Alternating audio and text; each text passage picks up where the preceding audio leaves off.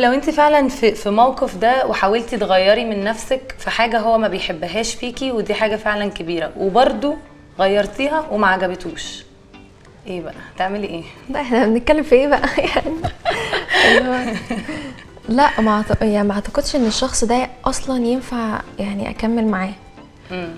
انا يعني انا اللي هعمله بالظبط السيناريو هيمشي ان انا فعلا هغير من نفسي، يعني مش هستنى اللي هو اللي يسيبني زي ما اي حد بيعمل، يسيبني بعد كده اغير من نفسي. ابتدي بقى اغير لا انا اغير من نفسي بالظبط، واغير من نفسي في حدود الطبيعي، يعني ما غيرش ما يعني ما بقاش بلاستيك. هو اعتقد هو في الاخر عايزني ابقى بلاستيك زي اللي بيشوفهم.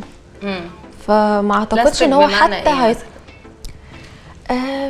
هو هيفضل ينتقد كل حاجه فيا، هيقول لي انت مش عارف ان شكلك عامل كده ليه، انا عايزك رفيعه مثلا زي كذا، عايز شعرك زي كذا، فانا هقعد بقى اغير في نفسي هبقى عامله زي العروسه البلاستيك.